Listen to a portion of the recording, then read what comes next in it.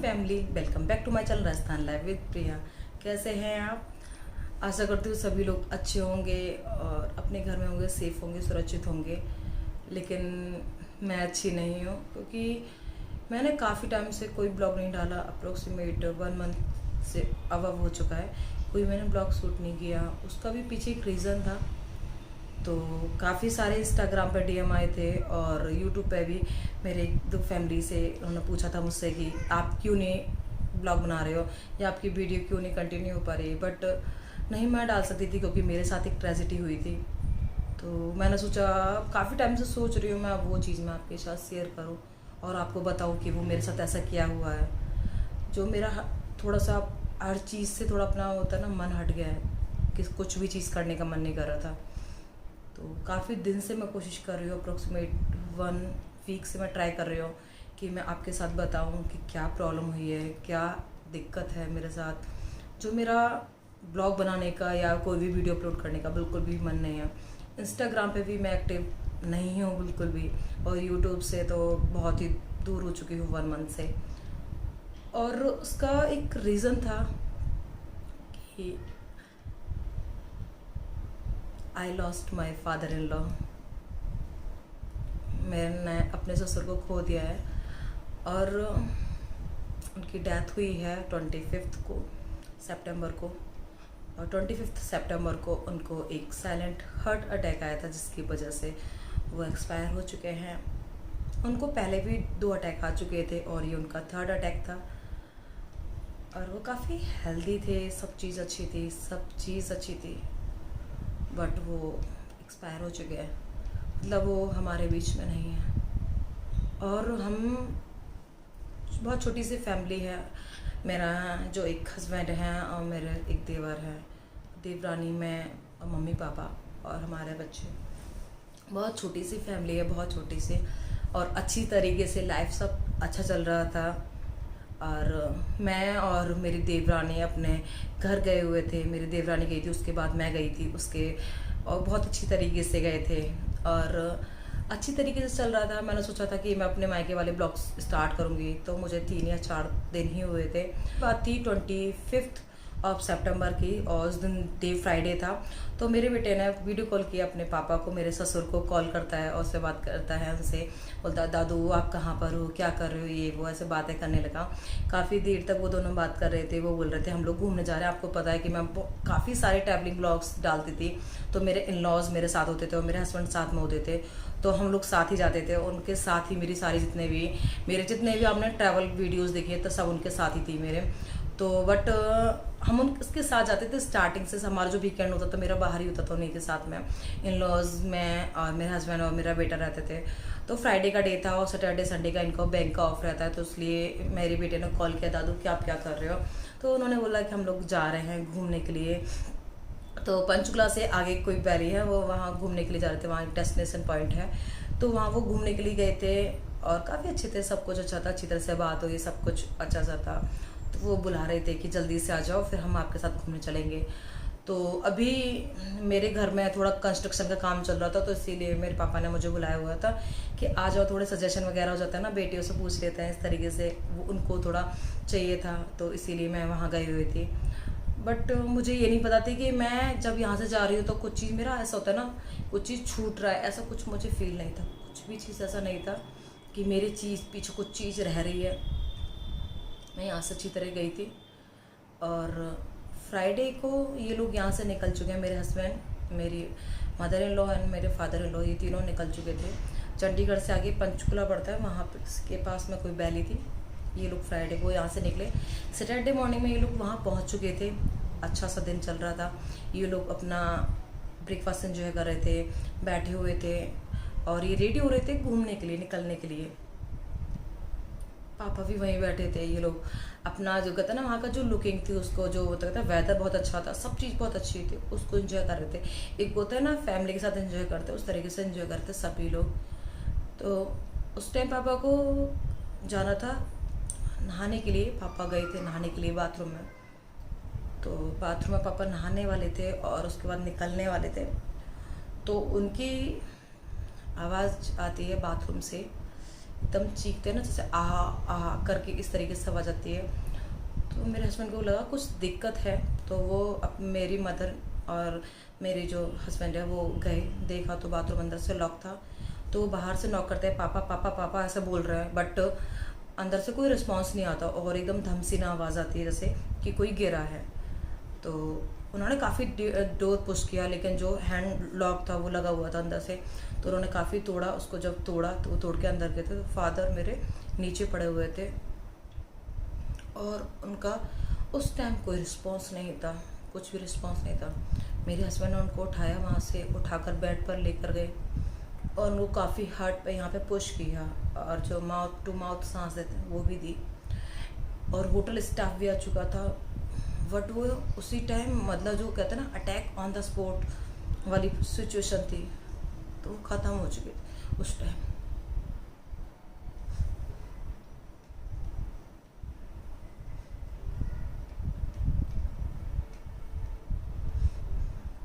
वो एक्सपायर हो गए उसी टाइम। होटल वालों ने बोला कि आप इनको शायद थोड़ा सा भी अगर चांसेस हो तो आप होटल में से लेके, उनका स्टाफ से हेल्प लेके उन्होंने गाड़ी में डाला और वो लेके हॉस्पिटल लेकर गए उनको, पापा को। तो हॉस्पिटल में उनको एडमिट किया गया, उनकी रिपोर्ट्स वगैरह उन्होंने सब चीज़ चेक की, सारी देखा कि कुछ शायद कुछ रिस्पांस मिल सके, लेकिन कोई रिस्पांस नहीं था, कुछ भी चीज़ नहीं थी। फिर वहाँ से वो कहते हैं ना, होटल वालों ने बस बोला कि आप बैग लगेज भी साथ लेके जाइए। वो होता है ना कि ऐसा होता है, कोई हेल्पफुल, बहुत ही कम लोग होते हैं जो हेल्पफुल होते हैं। तो मेरे हस्बैंड वहाँ से हॉस्पिटल लेके गए, पंचकुला में हॉस्पिटल था, वहाँ से लेके गए। वहाँ उनको, पापा को 3 बजे उनकी क्लियर कर दिया कि ही इज़ नो मोर, उनको बोल दिया गया। तो उसके बाद मेरे फादर के पास कॉल आता है मेरे हस्बैंड का कि पापा नहीं रहे। तो मेरे पापा ने, जो मेरे फादर हैं मेरे मायके में, उनको बताया। तो उन्होंने मुझे नहीं बताया क्योंकि उन्हें नहीं पता था मैं किस तरीके से रिएक्ट करूँगी, क्योंकि नहीं पता होता। एक जैसे जैसे हम लोग घर छोड़ते हैं तो फादर, जो पापा होते हैं उनको छोड़ते हैं, तो एक होता है ना, फादर के बदले फादर मिलता है। कुछ ऐसे ही बॉन्ड था उनके साथ मेरा।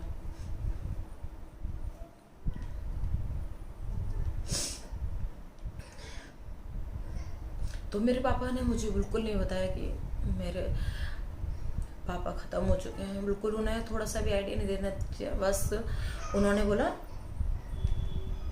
उनको जब फ़ोन आया वो थोड़ा अजीब से बिहेव कर रहे थे। मैंने कहा पापा क्या हुआ? वो कुछ नहीं बोले, कुछ थोड़ी देर तक वो शांत थे। फिर उसके बाद उन्होंने मेरी दीदी से बोला कि इसके बैग पैक कर दे। तो मैंने कहा मैं कहाँ जा रही हूँ, मैं कहीं नहीं जा रही हूँ। तो बोलते कि नहीं। और मेरे जो भाई थे उनसे बोला गाड़ी निकालो, उसको जाना है, जोधपुर जाना है। तो फिर भी मेरे को समझ में नहीं आया कि हुआ क्या है, कुछ भी नहीं, कुछ समझ में नहीं आया। फिर उसके बाद मेरी जो दीदी हैं उन्होंने मुझे बताया कि ऐसे ऐसे करके कुछ हुआ है, कुछ हो कि तेरे जो हैं क्या कहते हैं, तेरे ससुर जो हैं वो आईसीयू में एडमिट है। मैं उनको क्या हुआ, वो तो अच्छी खासे थे, घूमने गए हुए हैं। मेरी कल रात उनसे बात हुई है, सब अच्छा था कि नहीं उनको कुछ प्रॉब्लम हुई है, वो आईसीयू में जाना है। मैंने कहा ठीक है चले जाएंगे, कोई नहीं। फिर उस टाइम मेरे हस्बैंड का फ़ोन आता है, वो वहाँ से निकल रहे थे, पंचकुला से वो निकल रहे थे। उनका फ़ोन आया था कि पापा नहीं रहे। तो मैंने कहा नहीं रहे, क्या हुआ? हम तो आईसीयू में थे, आईसीयू में हर कोई जाता है और अच्छी तरीके से आ जाता है। तो मैंने कहा ऐसा क्या हुआ, नहीं रहे? कि नहीं पापा नहीं रहे। तो मुझे यकीन नहीं आया, मैंने नहीं यकीन किया, क्योंकि ये कोई छोटी सी चीज़ नहीं होती किसी की भी लाइफ में। फिर मेरी देवरानी का कॉल आया कि दीदी पापा ख़त्म हो चुके हैं। फिर ऐसा लगा जैसे मेरी फैमिली का जो, मतलब फैमिली में सबसे बड़े वो थे, पापा थे, फिर मम्मी हैं, फिर मेरे हस्बैंड, फिर मेरा देवर। तो ऐसा लगा 1 मिनट में सब कुछ बिखर गया, सब टूट गया, सब चीज़ बिखर चुकी थी। फिर मैं अपने पापा के साथ में यहाँ पर घर आई जोधपुर। आते टाइम जब वो लोग लेकर आए थे पापा को, तो वो एक जो होता है ना आइस बॉक्स होता है उसमें थे। तो ऐसा लग रहा था जैसे लिटरली वो सोते थे, इस तरीके से रखे हुए थे वो सो रहे थे। और मेरा बेटा आके बोलता है दादू उठो ना, उसको बॉक्स को टैप करता रहा, दादू उठो, रौनक आ गया, आपका रौनक आ गया। लेकिन नहीं पता था कि वो कभी उठेंगे नहीं।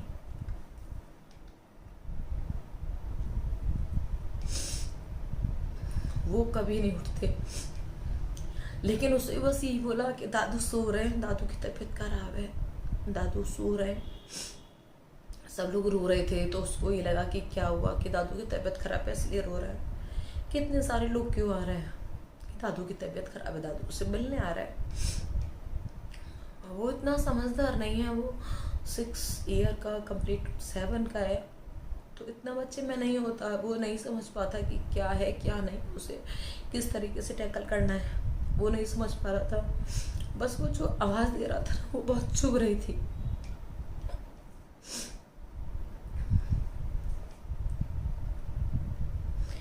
फिर उसके बाद काफ़ी देर तक काफ़ी लोग आए, काफ़ी फैमिली वाले।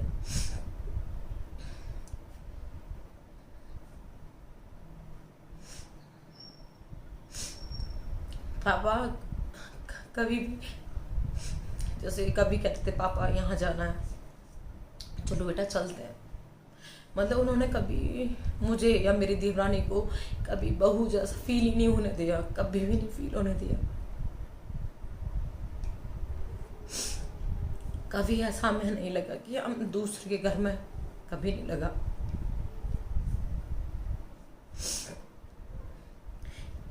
कभी अपने पापा को छोड़कर आए तो उनमें दूसरा पापा नजर आता था, ये हमारे दूसरे पापा, ये हमारे पापा हैं। ऐसा कभी कुछ फील ही नहीं हुआ कि उनकी तरफ से कुछ ऐसा हो कि ये मेरी बहुएं हैं, इस तरीके से वो ट्रीट करते हो, कभी नहीं। नॉर्मल हम बात करते थे जैसे अपने पापा से बात करते, इस तरीके से हम बात करते थे, सब चीज़ नॉर्मल चलती थी। लेकिन ऐसा नहीं था कि वो इतना जल्दी छोड़ेंगे। 55 की एज थी उनकी। मेरे जो रियल फादर हैं उनसे 7 इयर्स छोटे हैं मेरे पापा।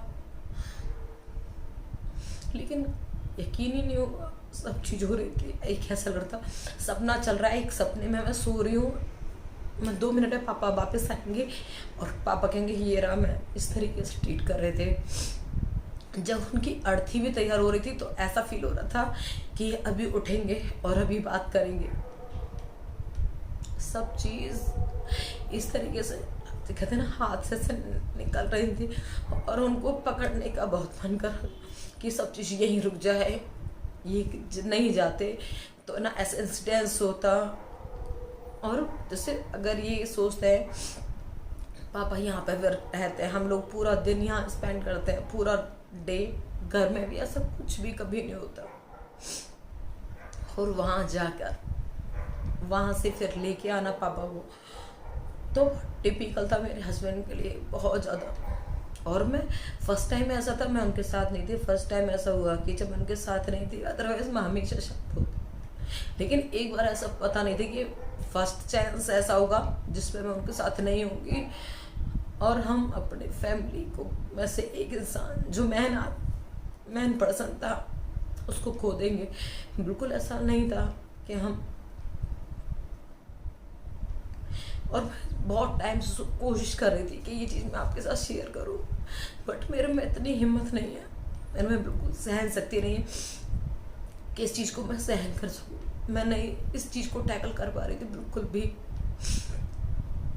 अंदर से बिल्कुल टूट जाते हैं, इस तरीके से टूट चुकी हूँ मैं बिल्कुल। क्योंकि कभी भी जैसे हमें दिक्कत होती थी या मेरे हस्बैंड को या किसी के फैमिली मेम्बर को कोई भी दिक्कत होती थी तो हम लोग पापा के पास जाते थे, पापा ऐसा हुआ है, पापा ऐसा हुआ है, तो पापा तुरंत ही उसका जवाब ऐसे उसको इतना इजीली सॉल्व कर देते थे जैसे कोई प्रॉब्लम थी ही नहीं, इस तरीके से सॉल्व कर देते थे।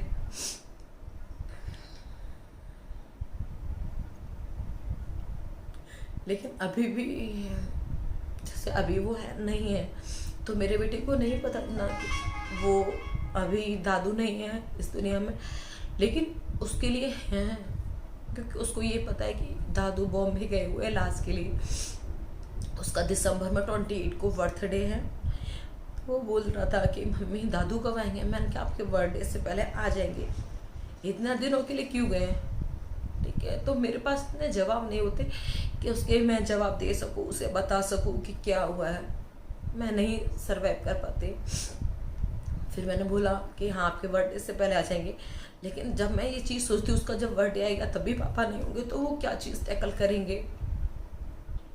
क्योंकि आपने मेरा जो बर्थडे व्लॉग था उसमें आपने देखा होगा, मैंने जो अपने इन लॉज के साथ केक कट किया था उसमें मेरे पापा बैठे हुए हैं। वो सबके, जब कोई भी हमारे फैमिली में, जैसे मैं, मेरे हस्बैंड, मेरे देवर या मेरी देवरानी, मेरे बच्चे जो है, उनका किसी का भी केक कट होता तो पापा ही केक कटवाते थे, साथ में होते थे, पापा खड़े होते थे पीछे। पापा मम्मी हमेशा साथ रहते थे और वो केक कटवाते थे जिसका भी होता था। तो आज एक फैमिली मेंबर जाने पर हमारी फैमिली बहुत अधूरी हो गई। और फैमिली में और भी लोग हैं, जैसे चाचा जी वगैरह और भी हैं, लेकिन उनकी कमी कौन पूरी करेगा, कोई नहीं।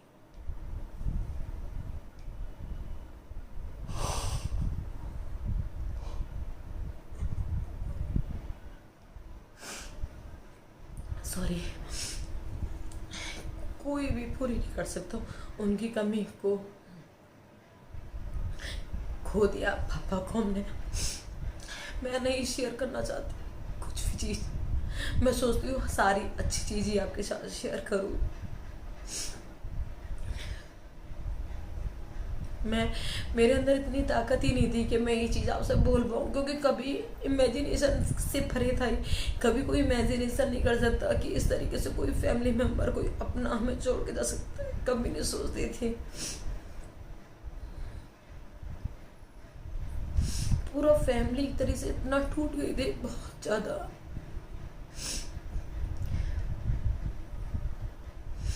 मेरे हस्बैंड ने उनको दाग देना बोलते हैं, जो दाह संस्कार होता है उसके लिए, तो मेरे हस्बैंड ने उनको दाग दिया था। तो लास्ट मोमेंट तक ये बोलते रहे कि मैं अपने पापा को बचा नहीं पाया, बायोल नहीं बचा पाया, वो नहीं, उनकी बस का नहीं था। लेकिन मैं ना उनके आगे नहीं रोती, कभी भी नहीं रोती मैं उनके आगे, क्योंकि मुझे पता है कि अगर मैं उनके आगे वीक बनूंगी तो वो और ज़्यादा कमज़ोर हो जाएंगे। तो मैं उनके आगे बहुत स्ट्रांग बनती हूँ। मैं अपने बेटे के आगे भी नहीं रोती, बहुत बिल्कुल नहीं रोती मैं अपने बेटे के आगे। मैं उनके आगे एकदम अच्छी तरह स्माइल करती हूँ, अच्छी तरीके से करती हूँ जैसे कोई नहीं। मैं बोलती हूँ पापा हमारे साथ हैं, दो पापा हमारे साथ हैं, बस इसी तरह से टैकल करते हो उनको। अपने बेटे से भी कहते हो दादू भी थोड़े दिन बाद आ जाएंगे, दादू से बात कराने। कहते हैं नेटवर्क नहीं है वहाँ, जहाँ दादू रहते हैं ना वो बहुत दूर एरिया है, तो वहाँ नेटवर्क नहीं है, इसलिए हम आपसे आपकी बात नहीं करा सकते। और हस्बैंड के आगे भी अच्छी तरह से ट्रीट करती हूँ, क्योंकि मैं हल्का सा भी कुछ अगर पापा का वर्ड भी बोलती हूँ, पापा ही मुँह से निकालती हूँ, तो वो रोना स्टार्ट कर देते हैं। मैं अपने पापा से बात नहीं करती उनके आगे, हस्बैंड के आगे कभी नहीं बात करती।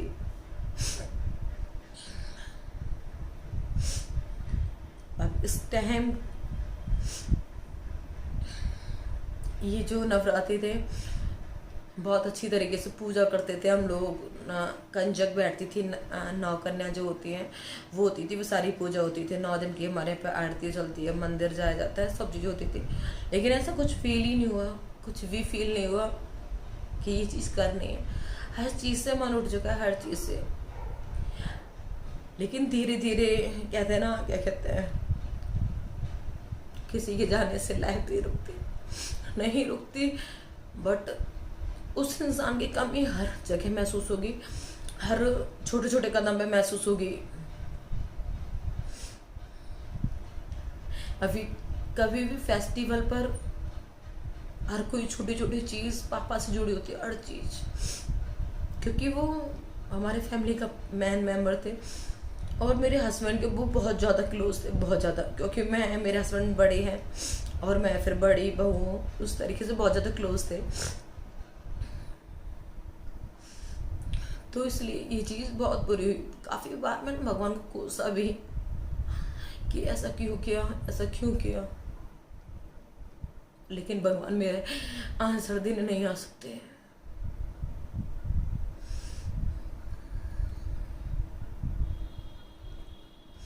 जब अकेली बैठी होती तो फील होता है बहुत ज़्यादा, तो मन करता है बच्चों से बात करती रहो, कुछ ना कुछ करती रहो, इस चीज़ को फील ना करो। लेकिन एक माइंड में तो रहता है पापा नहीं है, पापा नहीं है, पापा कभी देखने को नहीं मिलेंगे, पापा कभी बात करने नहीं आएंगे, कभी नहीं हो पाएगा जो चीज़ पहले होती थी।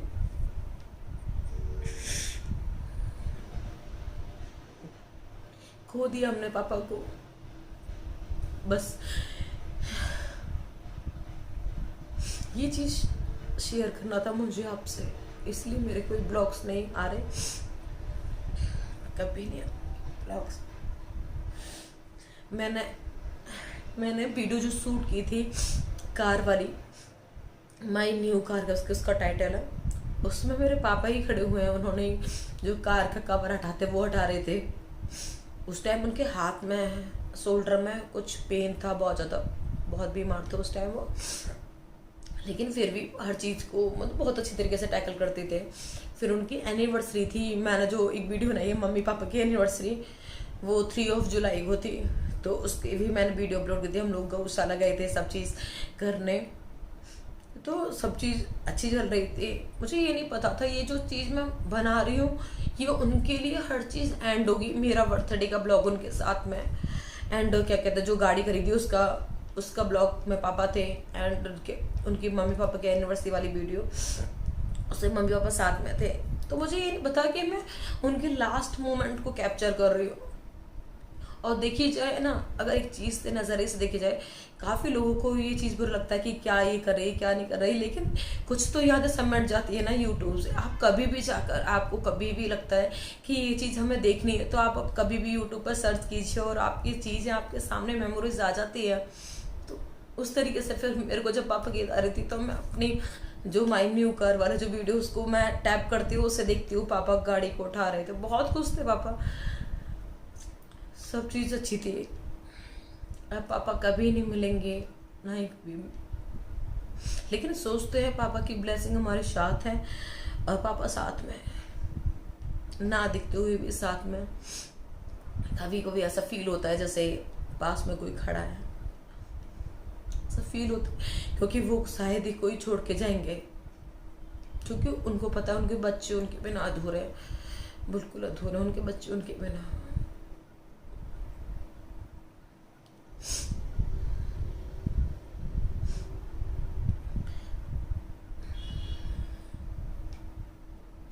तेरे भी हो चुकी थी पापा की,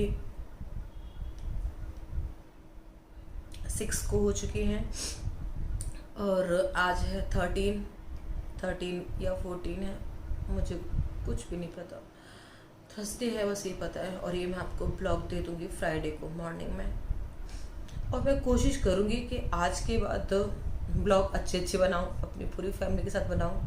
उसमें मेरे हस्बैंड और मेरे देवर इन्वॉल्व नहीं होंगे, बस मेरी देवरानी, मैं और मेरी मदर वो इन्वॉल्व होंगे।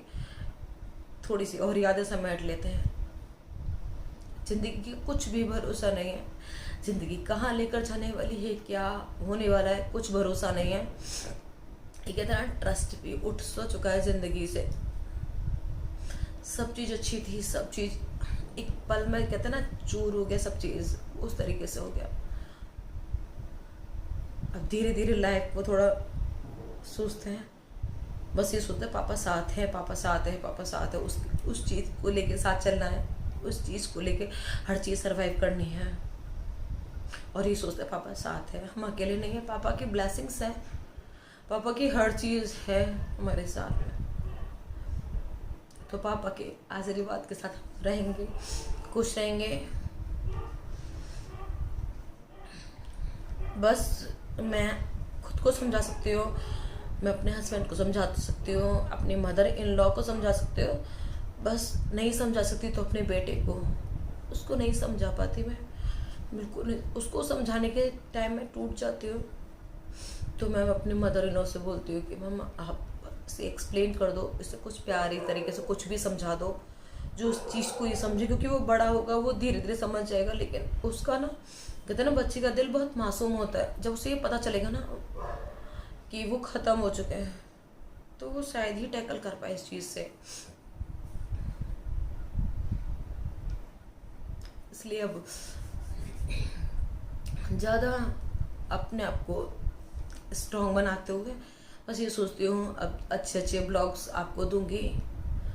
और ये वीडियो भी काफ़ी टाइम से शूट करने की सोच रही थी, बट नहीं थी हिम्मत। लेकिन फाइनली मैंने आज आपको बता दिया कि ये चीज़ मेरे साथ ट्रेजेडी हुई है, इसकी वजह से नहीं मैं कर पा रही थी कोई भी वीडियो या ब्लॉग्स वगैरह कुछ भी। और धीरे धीरे गाड़ी मेरी उस पर आ जाएगी प्लेटफॉर्म पर। धीरे धीरे कोशिश करूँगी कि मैं आपको जो नॉर्मल वेज में जो ब्लॉग्स देती थी वो फिर से मैं दे पाऊँ आपको। और इस टाइम बज रहे हैं रात के 9 बज रहे हैं और इस टाइम मैं वीडियो आपके साथ शूट कर रही हूँ। तो अब ये कल आपको मैं लाइव कर दूँगी मॉर्निंग में अप्रोक्सीमेट 11 o'clock। ये ब्लॉग आपको मिल जाएगा और आप देख लीजिए कि मतलब जब कोई जाता है तो कितना दुख होता है। और आपका बहुत सारा सपोर्ट चाहिए मुझे, बहुत ज़्यादा, अब तो और ज़्यादा चाहिए, क्योंकि इस सिचुएशन के बाद में शायद फिर से उसी वे पर आना में थोड़ा टाइम लगेगा। बट मैं कोशिश करूँगी। फेस्टिवल्स आ रहे हैं, हर चीज़ आ रही है। पापा हर चीज़ को एंजॉय करते थे, तो पापा को सोचते हैं पापा साथ में हैं तो उनके साथ में एंजॉय करेंगे। पापा कहीं नहीं गए छोड़कर, ये सोचेंगे पापा हमारे साथ हैं और वो हमेशा हर चीज़ में हमारे साथ रहेंगे।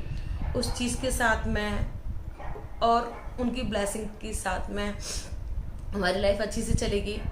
और ये सोचेंगे पापा हमारे हर पल जो हमें एक कदम रख रहे हैं उसमें साथ खड़े हुए, उनका सपोर्ट साथ में, हर चीज़ उनके साथ में। और हम फेस्टिवल मनाएंगे, सब चीज़ करेंगे एक खुशी के साथ में, क्योंकि पापा हमारे साथ हैं।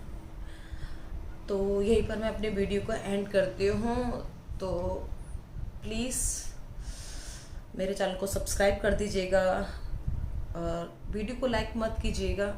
मैं नहीं चाहती इस वीडियो को आप लाइक करो, क्योंकि लाइक करने जैसा शायद ही कुछ है इसमें वीडियो में। तो अगर आप मेरे को सपोर्ट करना चाहते हैं तो प्लीज़ प्लीज़ प्लीज़ प्लीज़ मेरे चैनल को सपोर्ट कीजिए। मेक श्योर मेरे चैनल को सब्सक्राइब करवाइए, इस फैमिली फ्रेंड्स में खूब सारा शेयर कीजिए, क्योंकि अब मैं कोशिश करूँगी बहुत प्यारे प्यारे ब्लॉग्स आपको दूँ। जो मैं अभी ये थोड़ा गैप आ गया तो इसलिए नहीं हो पाया। तो मैं अब आगे कोशिश करूँगी कि बहुत प्यारे प्यारे ब्लॉग्स आपको बनाऊँ, डेली डालूँ और अपलोड करती रहूँगी डेली। तो चलती हूँ, मिलती हूँ नेक्स्ट ब्लॉग में। तब तक के लिए bye bye, good night guys, see you soon, bye bye guys.